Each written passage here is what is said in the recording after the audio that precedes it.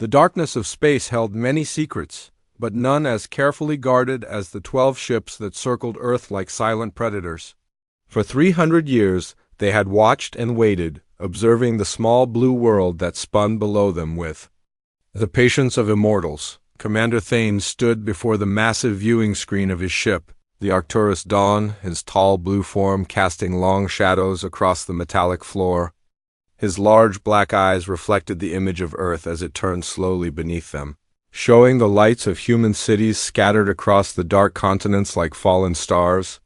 Behind him, the soft footsteps of Dr. Mora announced her arrival on the bridge. "The council meeting begins in 1 hour," she said, her crystalline voice echoing strangely in the chamber. Her silicon-based form glowed with a soft inner light that pulsed gently with each word. "They will want your final report on the humans." Thane nodded slowly, never taking his eyes from the planet below.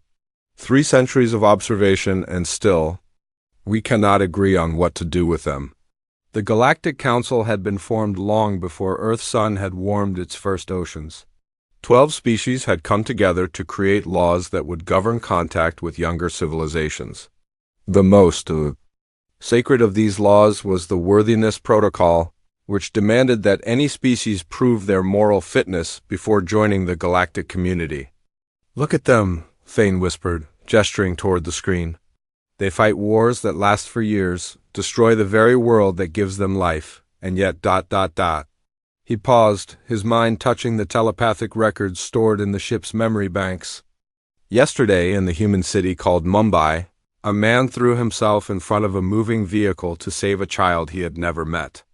The man died, but the child lived. Dr. Mora moved closer to the screen, her crystalline form refracting the light from Earth into rainbow patterns on the walls.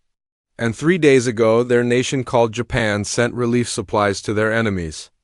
In the country called North Korea, when floods struck there, they sent food and medicine to people who had threatened to destroy them. But they also dropped atomic fire on their own kind?" Thane replied, his voice heavy with the weight of the decision they all faced. "They poisoned their oceans with waste, burned their forests for profit, and let millions die of hunger while others grew fat with excess." The bridge fell silent except for the soft hum of the ship's systems. Around them, the other 11 ships of the Council fleet maintained their positions, each one representing a different species, each one carrying observers who had watched humanity's rise from primitive hunters to spacefaring beings. "The Zephyrians believe humans are too violent," Dr. Mora said, referring to the bird-like species whose representatives had been the most vocal opponents of human contact. "They point to humanity's wars, their weapons, their history of conquest and slavery. And the Oceanic Collective sees only their potential," Thane replied. "They argue that humans show more creativity and adaptability than any species we have encountered. They solve problems in ways that surprise even us." The debate had raged for decades within the Council. Some species feared that humanity's aggressive nature would spread conflict throughout the galaxy. Others believed that humanity's unique combination of logic and emotion, of individual strength and collective cooperation, would bring new solutions to problems that had plagued the galactic community for millennia. "The hive minds cannot understand human individuality," Dr. Mora continued. "They see it as chaos, as weakness. How can a species function when each member thinks differently, wants different things, makes different choices? Yet that chaos has led them to achievements that even we find remarkable," Thane said. "They went from first flight to landing on their moon in less than 70 years. They created global communication networks that connect every corner of their world. They compose music that moves the soul and write stories that capture truths about existence that even our oldest philosophers struggle to express." The commander turned from the screen and walked to his command chair, a piece of furniture that had been shaped to accommodate his tall frame. "But the question remains, are they worthy of contact? Are they ready to join the galactic community, or will they bring nothing but conflict and destruction?" Dr. Mora followed him, her form leaving trails of light in the air as she moved. "The Worthiness Protocol exists for good reason. We have seen what happens when violent species gain access to advanced technology. The destroyer wars nearly ended all life in this galaxy. I know, Thane said quietly. I was there. I fought in those wars. I saw entire star systems burn to nothing because we were too quick to trust, too eager to welcome new members without proper testing. The memory of those ancient battles still haunted the older members of the Council. Billions had died when the destroyers had used gifted technology to wage war on a galactic scale. The survivors had sworn never to let such a tragedy happen again. But humans are different, Thane continued. They fight each other, yes, but they also save each other. They destroy their environment, but they also work to heal it. They create weapons of terrible power, but they also create art of incredible beauty. They are complex. Complex, Dr. Mora repeated. That is what makes them dangerous. We cannot predict what they will do. Or it is what makes them valuable, Thane countered. Our civilization has grown stagnant. We have peace, but we also have boredom. We have safety, but we also have sameness. Perhaps what we need is not another species that thinks like us, but one that thinks differently. The soft chime of the ship's communication system interrupted their conversation. The holographic image of Council Chairman Nexus appeared in the center of the bridge, his ancient features bearing the weight of countless difficult decisions. Commander Thane, Dr. Mora, the Council is ready to hear your final assessment of humanity. The chairman said, We must decide today whether to initiate contact, continue observation, or classify them as a threat to be contained. Thane and Dr. Mora exchanged glances. The decision they made in the next few hours would determine the fate of an entire species. Below them, 8 billion humans went about their daily lives, unaware that their future hung in the balance. We will be there immediately, Chairman, Thane replied. As the hologram faded, he looked once more at the planet below. Whatever we decide, I hope we choose wisely. The two aliens left the bridge, their footsteps echoing in the corridor as they made their way to the council chamber. Behind them, Earth continued its eternal rotation, carrying its cargo of dreams and hopes toward an uncertain future. The council chamber aboard the flagship was a marvel of engineering that brought together 12 different species in one space.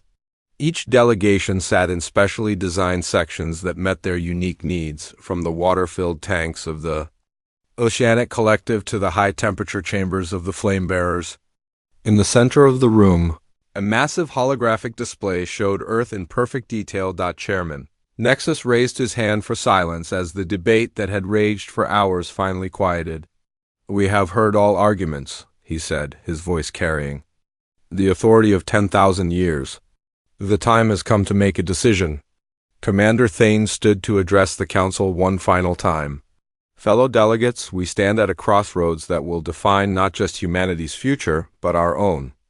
If we deny them contact, we condemn them isolation and eventual extinction.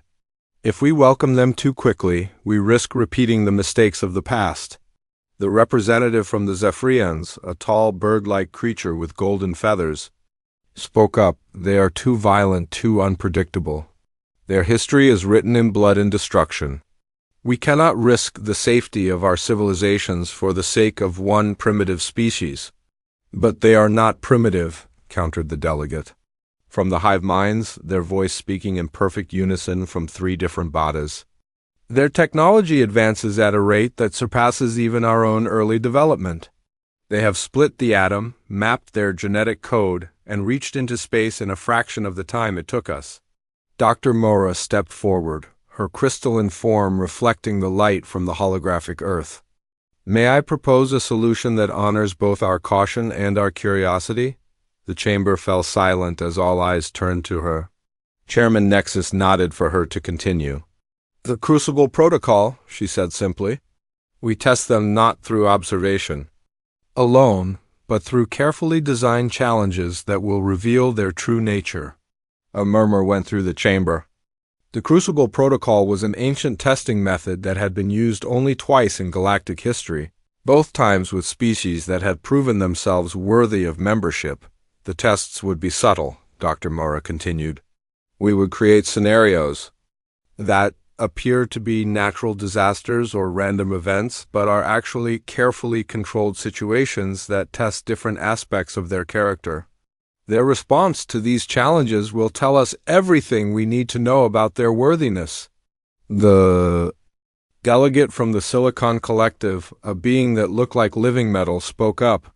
What kind of tests do you propose?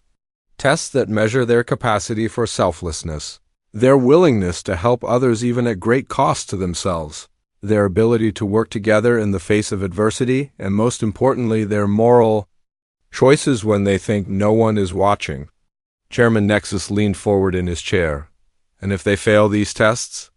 Then we will have our answer, Thane replied. We will know they are not ready for contact, and we can continue to monitor them until they either develop the necessary qualities or prove themselves beyond redemption. The debate that followed was intense but brief. The council voted and the decision was unanimous. Humanity would face the Crucible Protocol. Within hours, the first test began.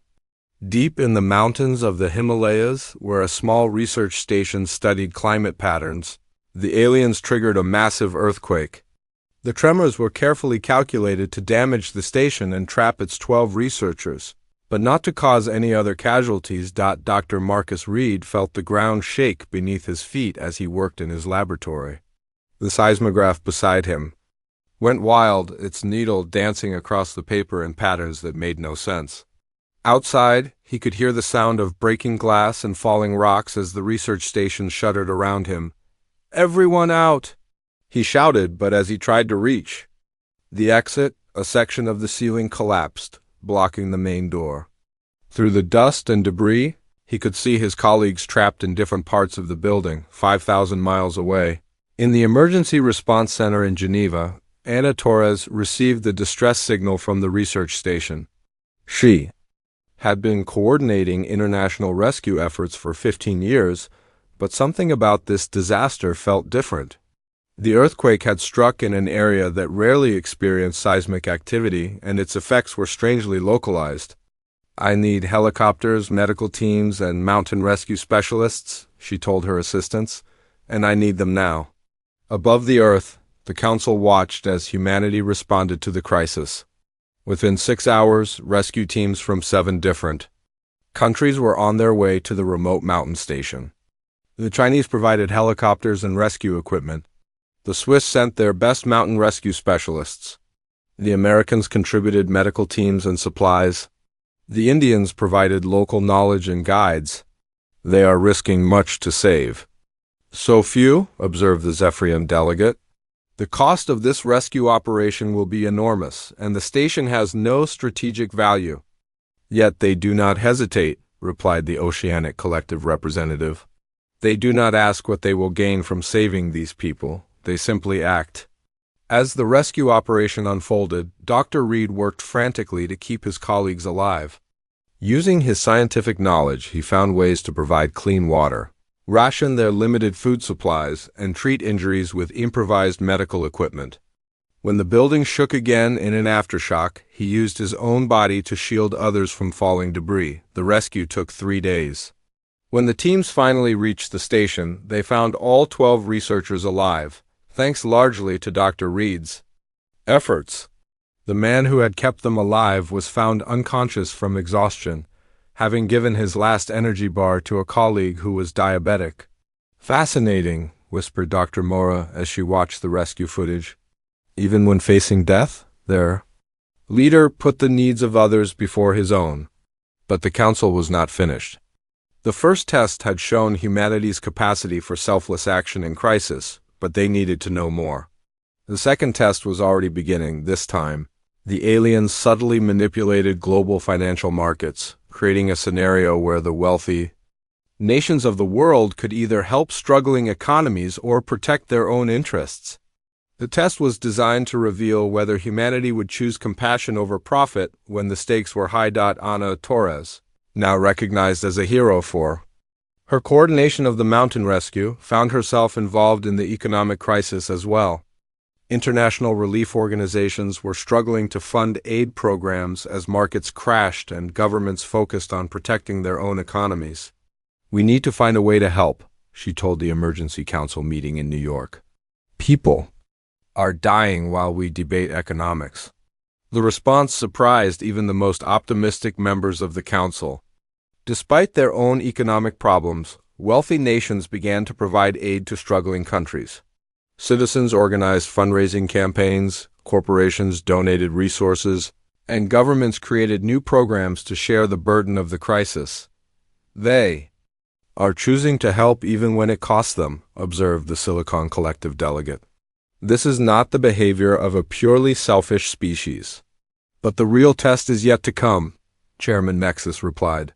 "We must know how they will respond when they believe they are alone in the universe, when they think no one is watching their choices."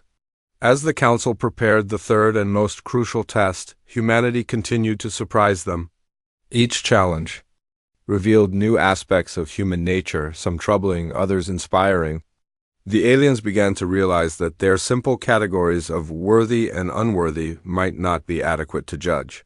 A species as complex as humanity, the third test would change everything. The third test began with a signal from the stars. Radio telescopes around the world detected at first a complex pattern of pulses that was clearly artificial in origin.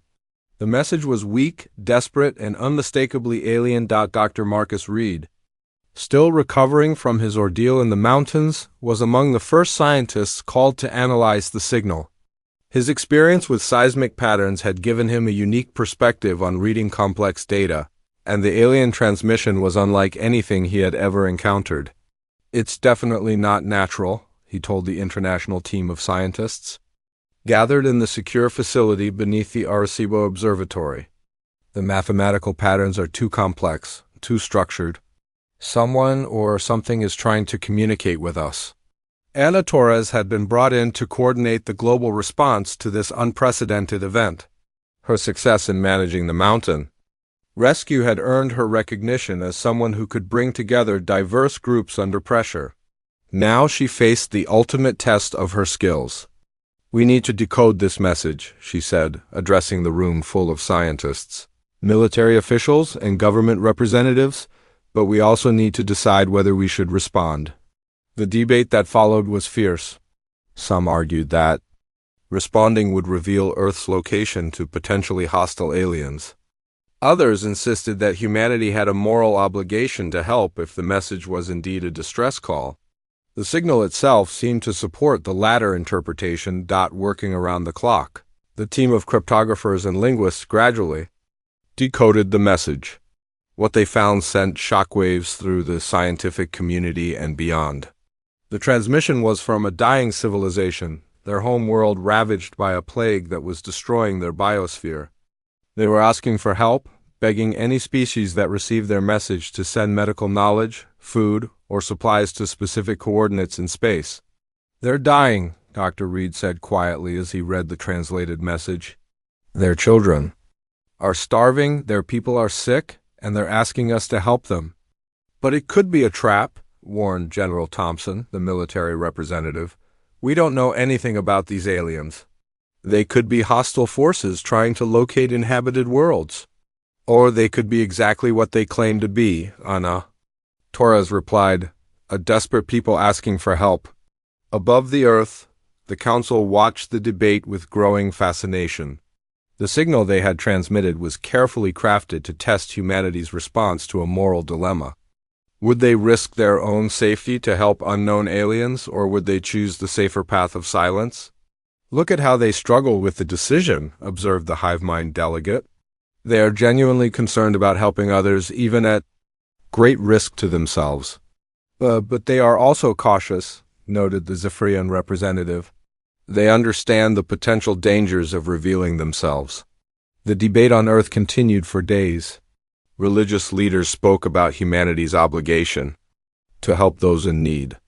Scientists argued about the implications of contact with an alien civilization. Politicians worried about the security risks of responding to the message. Dr. Reed worked tirelessly to learn more about the aliens who had sent the message. The signal contained detailed information about their biology, their technology, and their planet's location. If it was a trap, it was an incredibly elaborate one. "They're carbon-based like us," he reported to the decision-making committee. "Their planet is in the Tau Ceti system, about 12 light-years away. They've given us their exact coordinates, their biological requirements, even their technological capabilities. If they wanted to deceive us, why provide so much information? That could be used against them?" Ana Torres had been conducting her own research, studying the logistics of providing aid to an alien civilization.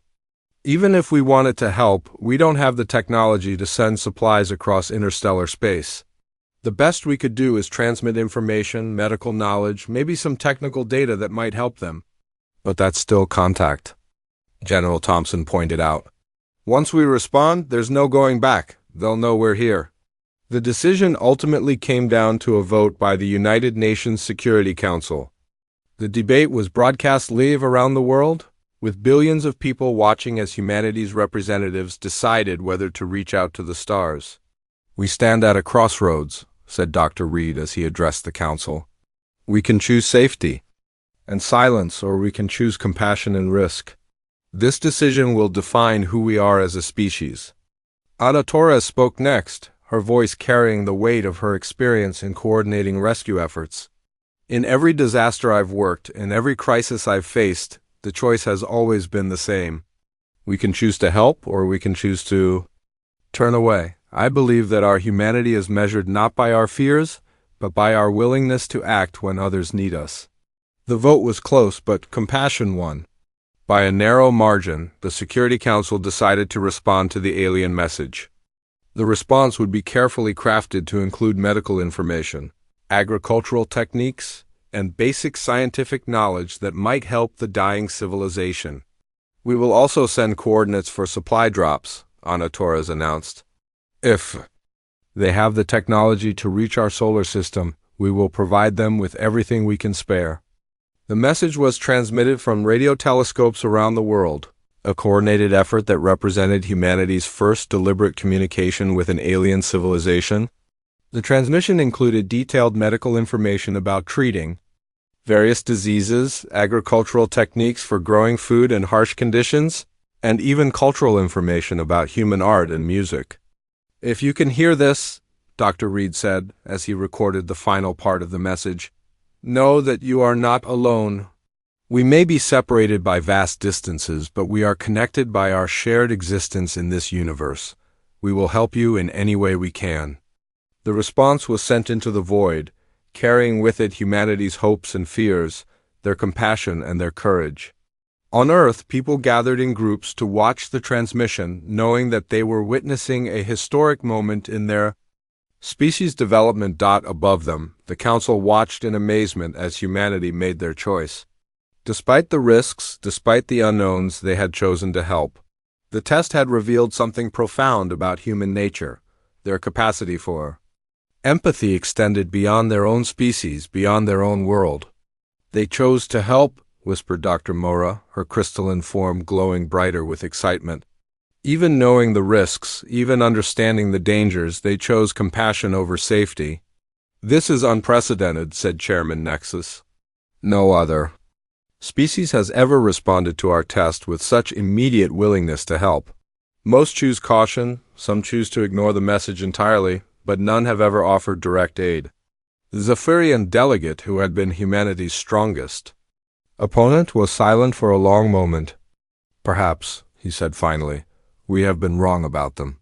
Perhaps their violence and their compassion are not contradictory but complementary. They fight fiercely because they care deeply." But the Council's tests were not over. The fourth test would be the most challenging yet, and it would reveal whether humanity's compassion had limits. As the aliens prepared their next challenge, they began to realize that they might be testing not just humanity's worthiness, but their own assumptions about what it meant to be worthy of the stars. The real test was just beginning. The fourth test came without warning, just as the most devastating tests often do. Observatories around the world detected it simultaneously.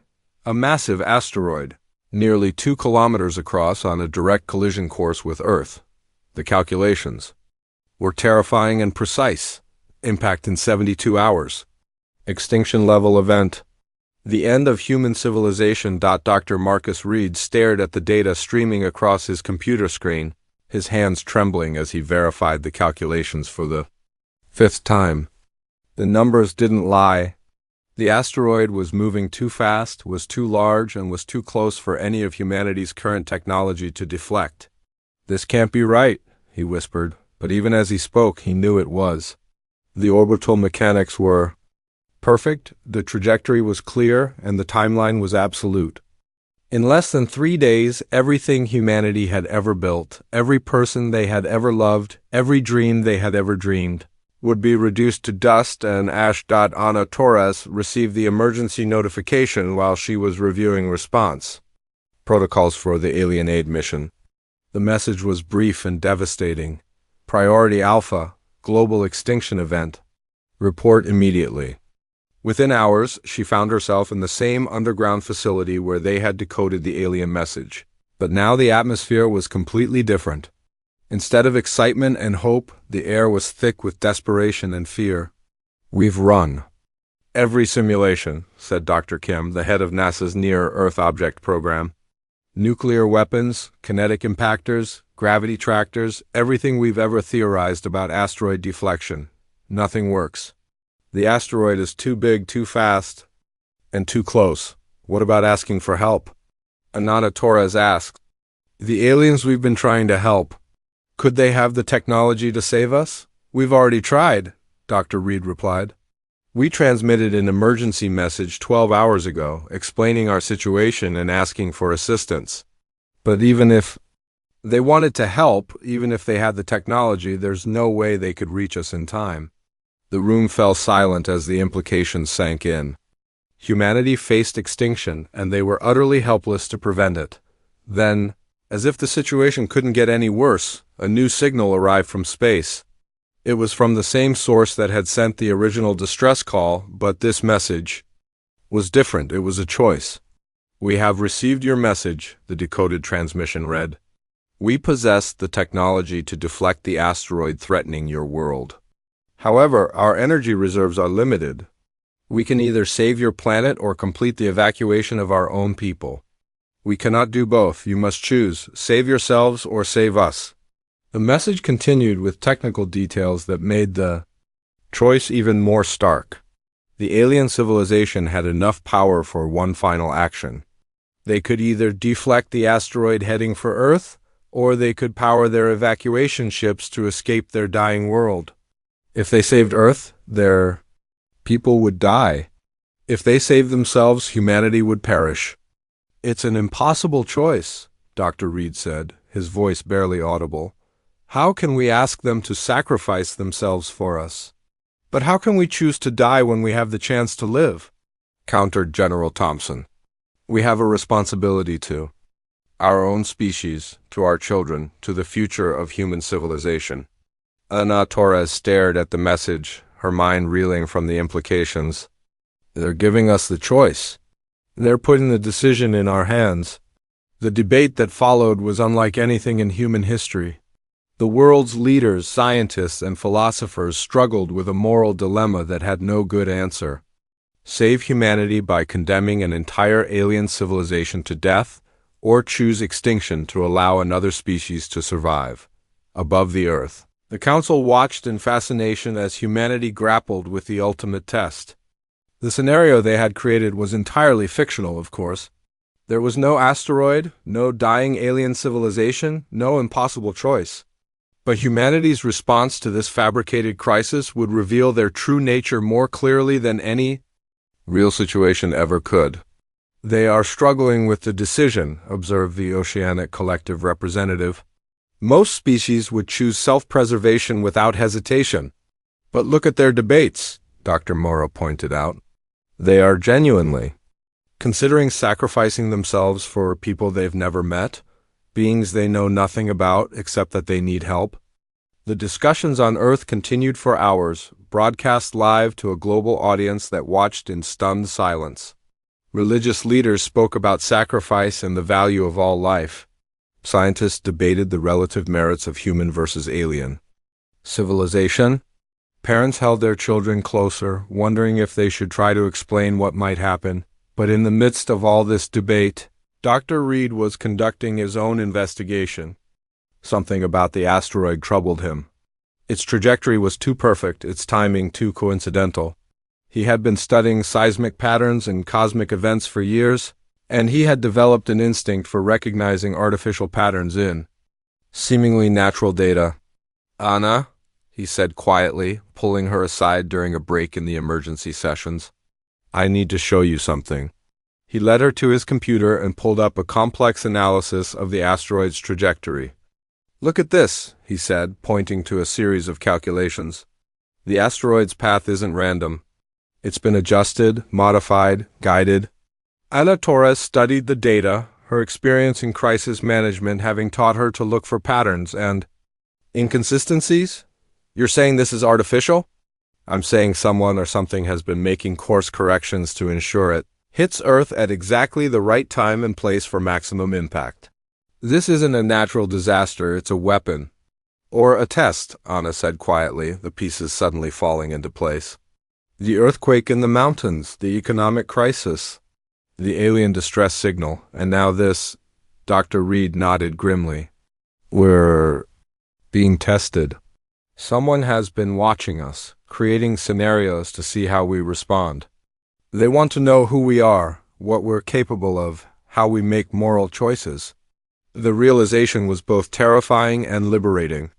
Terrifying because it meant they were being manipulated by forces beyond their comprehension. Liberating because it meant the choice they faced might not be real. "We need to tell the others," Anna said, but Dr. Reed shook his head. "Not yet. If we're right, if this is a test, then our response is what matters. How do we answer a question that's designed to have no good answer?" They worked through the night, analyzing data, comparing patterns, building a case for their theory. By morning, they had assembled evidence that the recent crises were all artificially created, all designed to test humanity's response to moral dilemmas. The revelation came at the moment when the world's leaders were preparing to make their final decision about the asteroid. Dr. Reed and Ana Torres requested permission to address the emergency assembly. "We know you're watching," Dr. Reed said, speaking directly to the cameras that would broadcast his words around the world. "We know you've been testing us. The earthquakes, the economic crisis, the alien message, this asteroid, none of it is real. It's all been designed to see how we respond." Ana Torres stepped forward. "We don't know who you are or why you're testing us, but we want you to know that we understand. We understand your caution, your need to know what kind of species we are before making contact. We've figured out your tests," Dr. Reed continued. "But we want you to know that our responses were genuine. We help because we believe in helping. We chose compassion because we believe compassion is right. We considered sacrifice because we believe all life has value." The assembly hall was completely silent as the two humans addressed their unseen observers. Around the world, billions of people watched as humanity's representatives made their statement to the stars. "We don't know if we've passed your tests," Ana Torres said. "We don't know if we've proven ourselves worthy of whatever you're offering, but we're ready to find out. We're ready to talk." Above the earth, the council chamber erupted in discussion. The humans had seen through their deception, had recognized the artificial nature of the crises, but instead of responding with anger or fear, they had responded with understanding and an invitation to dialogue. "They knew," whispered Chairman Nexus. "They knew they were being tested, and they still chose to help, still chose compassion, still chose to put others before themselves." "This is unprecedented," said the Zephyrian delegate, his opposition to humanity finally cracking. "They have shown wisdom, compassion, and intelligence. They have proven themselves worthy not just of contact, but of respect." The final test was complete, but the real challenge was just beginning. The council chamber had never been so quiet. For the first time in their long history, the 12 species that governed galactic civilization found themselves without words. The humans had done the impossible. They had not only passed the tests, but had seen through them, understood them, and responded with wisdom instead of anger. Chairman Nexus stood slowly, his ancient form moving with the weight of the decision they now faced. In 10,000 years of applying the worthiness protocol, no species has ever responded as these humans have. They have shown us something we did not expect to find, the ability to grow, to learn, and to choose hope over fear, even when faced with deception. Commander Thane felt something he had rarely experienced in his long life: uncertainty. The humans had challenged every assumption the Council had made about worthiness, about civilization, about what it meant to be ready for contact with the galactic community. "They are still violent," said the Zephyrian delegate, but his voice lacked its former conviction. "They still fight wars, still destroy their environment, still struggle with inequality and injustice. But they also strive to be better," replied Dr. Mora. "They do not accept their flaws as permanent features of their species. They work to overcome them, to grow beyond them, to become something greater than they were." The debate that followed was unlike any in the Council's history. Instead of arguing about whether humanity was worthy, they found themselves discussing what worthiness actually meant. Was it about perfection or about the desire to improve? Was it about never making mistakes or about learning from them? "I have a proposal," Commander Thane said finally. "We make contact, but we do it gradually. We reveal ourselves slowly, allowing them to adjust to the reality of galactic civilization. We offer them guidance, not judgment. We help them become the species they have the potential to be." The vote was unanimous. For the first time in the Council's history, they would not just admit a new species to their community, but actively mentor them through the challenges of joining galactic civilization. The first contact took place exactly 48 hours after Dr. Reed and Ana Torres had addressed their unseen observers. The location was the International Space Station, chosen because it represented humanity's first tentative steps into the cosmos. Ana Torres floated in the observation module, looking out at the Earth below. The past few days had been a whirlwind of preparation and anticipation. Governments had been briefed, scientists had been consulted, and the world had been told that humanity was about to meet its neighbors among the stars. "They're here," came the voice of Commander Nash through the communication system. "I can see their ship." Ana pressed her face to the window and saw it, a sleek, silver vessel that seemed to shimmer in the sunlight. It was beautiful and alien, clearly the product of a technology far beyond anything humans had achieved. Dr. Reed floated beside her, his scientific mind racing as he observed the alien ship. "Look at the design," he whispered. "It's not just functional, it's artistic. They've created something that's both a machine and a work of art." A soft chime echoed through the station's communication system, followed by a voice that was clearly not human but somehow familiar. "International Space Station. This is Commander Thane of the Galactic Council ship Arcturus Dawn. We request permission to dock and begin formal first contact protocols." "Permission granted," Ana Torres replied, her voice steady despite the magnitude of the moment. "Welcome to humanity's first home among the stars." The docking was flawless, a testament to the advanced technology of the visiting ship. Within minutes, the airlock doors opened, and humanity met its first alien visitor. Commander Thane was tall and blue-skinned with large dark eyes that seemed to hold the wisdom of ages. Behind him came Dr. Mora, her crystalline form casting rainbow patterns on the station's white walls. They moved with grace and dignity, but also with what Ana Torres recognized as nervousness. "Dr. Reed, Miss Torres," Commander Thane said, his voice carrying a slight accent that suggested a vocal structure different from human anatomy. "We have been watching your species for a very long time. We owe you an explanation." Ana Torres found herself face to face with beings from another world, but somehow the moment felt less alien than she had expected. There was something familiar in their manner, something that spoke of intelligence and compassion that transcended species boundaries. "We understand why you tested us," she said simply. "We would have done the same thing." Dr. Mora stepped forward, her crystalline form glowing softly in the station's lights. Your response to our tests was unprecedented. Most species respond to the Crucible Protocol with either pure self-interest or paralyzed indecision. You showed something we have rarely seen, the ability to maintain compassion even when faced with impossible choices. But we also showed you our flaws, Dr. Reed pointed out. Our wars, our environmental destruction, our inability to solve problems like poverty and inequality. Indeed, Commander Thane agreed. But what impressed us was not your perfection, but your recognition of these flaws and your constant effort to overcome them. Most species either deny their problems or accept them as unchangeable. You alone seem to believe that you can become better than you are. The conversation that followed lasted for hours.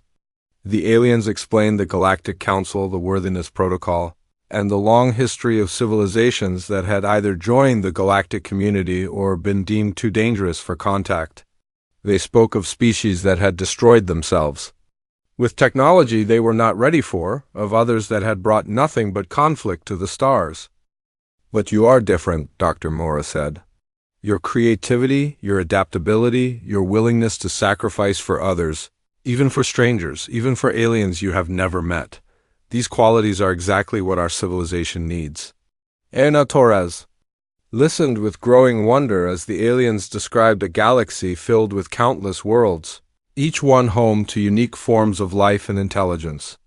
They spoke of the crystalline collective's vast libraries of knowledge, the oceanic collective's mastery of biotechnology, the hive mind's perfect coordination and efficiency. What do we bring to this community? Dr. Reed asked. What can humanity offer that you don't already have? Commander Thane was quiet for a long moment before answering. Hope, he said finally. You bring hope. Our civilization has achieved peace, prosperity, and stability, but we have also become stagnant. We have solved most of our problems, but we have also lost much of our drive to grow and change. You remind us that progress is possible, that beings can choose to become better than they were. Your species faces challenges that would destroy others, Dr. Mora added. Climate change, resource depletion, social inequality, the threat of nuclear war. Yet, instead of giving up, you fight to solve these problems. You innovate, you adapt, you find new ways to work together. This is what you bring to the galaxy, the knowledge that no problem is unsolvable if you refuse to give up. The formal ceremonies of first contact took place over the following days. Representatives from all 12 species of the Galactic Council arrived to meet with human delegates from every nation. The meetings were broadcast around the world, with billions of people watching as their species took its first steps into a larger universe. But the real work began in the weeks that followed. The aliens offered humanity a probationary membership in the Galactic Council, with the understanding that it would take time for humans to fully integrate into galactic civilization. We will not simply give you advanced technology, Commander Thane explained during one of the planning sessions. That path leads to dependence and stagnation. Instead, we will share knowledge and guide your development. You will earn your place among the stars through your own efforts. Ana Torres found herself appointed as humanity's first ambassador to the Galactic Council, a role she accepted with both pride and trepidation. Dr. Reed became the head of the new International Institute for Galactic Sciences, tasked with coordinating humanity's scientific collaboration with alien civilizations. This is just the beginning, Ana Torres said as she stood once again in the observation module of the space station, looking out at the stars that no longer seemed so distant. Beside her, Commander Thane and Dr. Mora watched as construction began on humanity's first interstellar communication array. Your children will grow up knowing they are not alone in the universe, Dr. Mora said. They will learn from teachers who have seen the birth and death of stars. They will play games with beings from worlds you cannot yet imagine. They will inherit a universe of infinite possibilities. And they will face challenges we cannot predict, Commander Thane added. The galaxy is not a peaceful place. There are still species that choose conflict over cooperation, still civilizations that seek to dominate rather than collaborate. Your species will need to grow strong, not just in technology but in wisdom and unity. Dr. Reed smiled as he watched a group of children from around the world participate in a video call with young members of the Crystalline Collective. The alien children looked like living gemstones, their forms sparkling with inner light, but their laughter was universal. "I think we're ready for that challenge," he said. "We've spent our entire history learning how to work together, how to overcome differences, how to find common ground. Now we just have to do it on a galactic scale." The months that followed brought changes that transformed human civilization. New technologies began to emerge as humanity learned to apply alien scientific principles to their own research. Medical advances eliminated diseases that had plagued the species for millennia. Environmental restoration projects began to heal the damage done to Earth's biosphere. But perhaps the most important change was in humanity's perspective. The knowledge that they were part of a vast galactic community, that they had been tested and found worthy, that they had something unique to contribute to the cosmos, filled people with a sense of purpose and hope that had been missing for generations. "We used to look at the stars and wonder if we were alone," Ana Torres said during her first formal address to the Galactic Council. "Now we look at them and see neighbors, friends, partners in the greatest adventure any species can undertake. The journey toward becoming worthy of the universe we inhabit." The council chamber erupted in what could only be described as applause. Though it came in forms as diverse as the species that made it, the harmonious chimes of the Crystalline Collective, the rhythmic pulses of the oceanic dwellers, the synchronized movements of the hive minds, Chairman Nexus stood and spoke words that would be remembered for generations. "Welcome to the galactic community, humanity. You have passed our tests, but more importantly, you have taught us that worthiness is not about perfection. It is about the courage to keep trying, to keep growing, to keep choosing hope over fear. The universe is a better place because you are in it." As the ceremony concluded and the representatives prepared to return to their respective worlds, Dr. Reed found himself alone with Commander Thane in the observation deck of the Council flagship. "What happens now?" Dr. Reed asked. "Now you grow," Thane replied simply. "You learn, you explore, you contribute to the great work of making the galaxy a place where all species can thrive. You face new challenges, solve new problems, and help. You just all become worthy of the stars." Below them, Earth turned slowly in the void, no longer alone, no longer isolated, but part of something magnificent and vast and filled with infinite potential. Humanity had passed the test, but their greatest adventures were just beginning.